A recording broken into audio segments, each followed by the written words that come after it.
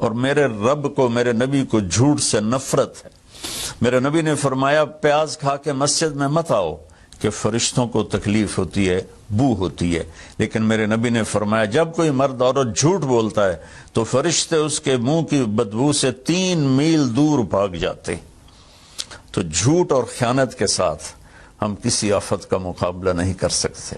آپ نے فرمایا صدق حدیث حفظ و امانت، سچ بولنا چاہے جان چلی جائے، اور دھوکہ نہ دینا، مسلمان کسی کو دھوکہ نہیں دیتا ہے۔ تیسرا فرمایا حسن و خلیقت، اپنے اخلاق اچھے کرنا، اور اخلاق کا سب سے اونچا مقام حیا ہے۔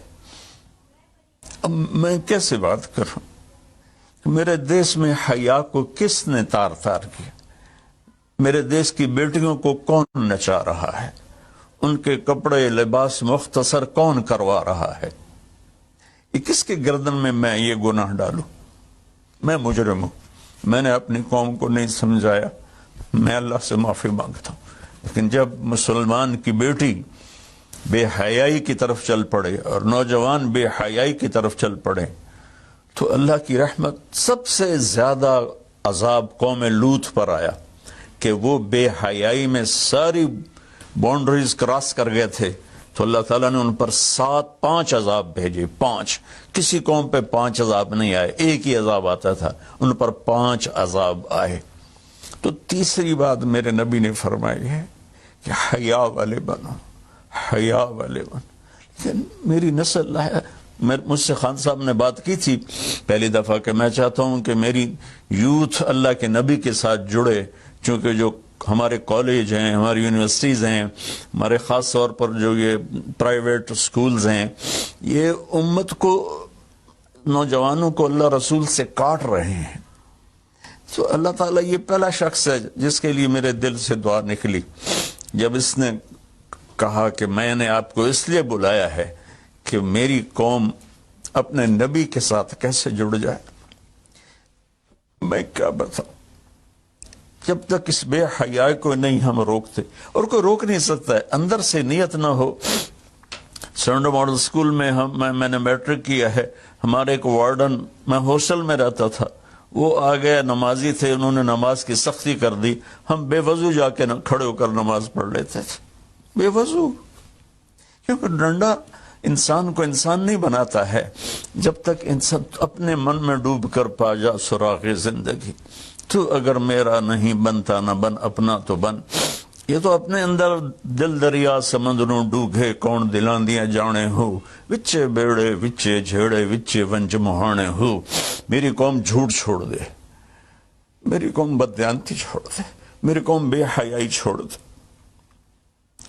وعفت فی طعمت، آخری بات میرے نبی نے کہا رزق حلال کھاؤ، رزق حلال کھاؤ، رزق حلال جو صبح سے شام تک، من امسا کالن بعمل یدہ امسا مغفور لہ، جو صبح سے شام تک رزق حلال میں تھک جاتا ہے اس کے اس دن کے سارے گناہ معاف ہو جاتے۔ تو میں وزیر اعظم صاحب سے اپیل کروں گا کہ پوری قوم سے جیسے ڈونیشن مانگا ہے ایسی پوری قوم سے چلے۔ میں آپ کی طرف سے اپیل کرتا ہوں کہ کل یا آج رات رمضان کی آئے گی، ساری قوم 2 نفل پڑھے اپنے اپنے گھروں میں، اور ایک تسبیح لا الہ الا انت سبحانک انی کنت من الظالمین، جس کو یاد ہے پڑھ لے، جس کو نہیں یاد ہو استغفر اللہ کی ایک تسبیح پڑھ لے، اور پھر سب اللہ کے سامنے ہاتھ جوڑ کے معافی مانگ۔ اور اللہ تعالیٰ کہتا ہے ما من یوم الا والبحر یستاذن فی ان یغرق ابن آدم، روزانہ، یہ مسند احمد کی روایت، روزانہ سمندر کہتا ہے یا اللہ اجازت دے میں چڑھ جاؤں اور ان کو بہا دوں۔ والارض تستاذن فی ان تبتلعہ، زمین کہتی ہے اللہ مجھے اجازت دے میں ان بے حیاؤں کو نگل جاؤں، ان جھوٹوں کو، ان بدماشوں کو، اس مافیا کو میں نگل جاؤں۔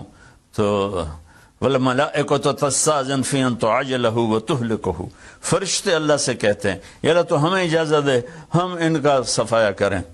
میرا اللہ کہتا ہے دعو عبدی فانا اعلم بعبدی منکم، جاؤ جاؤ اپنا کام کرو، یہ میرا بندہ ہے اور میں جانوں میرا بندہ جانے۔ ان کان عبدکم فشانکم بہی، تمہارا بندہ ہے تو مار دو، ان کان عبدی فمنی ولی منی ولی عبد، اگر میرا ہے تو میں انتظار کروں گا، میں انتظار کروں گا۔ پچھلی قوموں میں ایک طوائف نے کتے کو پانی پلایا تو اللہ نے اس کی بخشش کر دی، معاف، ہم تو مائل بکرم ہیں، کوئی سائل ہی نہیں، کوئی مانگنے والا تو ہو۔ ان چار چیزوں نے ہماری ہر چیز بکھیر دی، توڑ دی۔ کسی بھی قوم کے لیے جھوٹ، بددیانتی، بے حیائی اور رزق حرام یہ ان کو تباہ و برباد کر دیتا ہے، اور کوئی قوم سچائی، دیانتداری، پاک دامنی اور رزق حلال پر ہوگی تو اللہ کا سایہ ان پر چھا جائے گا، اور دنیا کی کوئی طاقت ان کی طرف آنکھ اٹھا کر نہیں دیکھ سکتی۔ ہم تو اجڑے چمن کے مالی ہیں، عمران خان کو اجڑا چمن ملا ہے، کہاں تک آباد کر سکے گا، اللہ اس کی مدد کرے۔ چمن کے تخت پر جس دم شہ گل کا تجمل تھا، ہزاروں بلبلیں تھی باغ میں، ایک شور تھا، غل تھا، کھلی جب آنکھ نرگس سی، نہ تھا جز خار کچھ باقی، بتاتا باغ مارو رو، یہاں غنچہ یہاں گل تھا، یہاں غنچہ یہاں گل تھا۔ ابھی عمران صاحب نے یرموک کی اور قادسیہ کی بات کی، کتنے تھے؟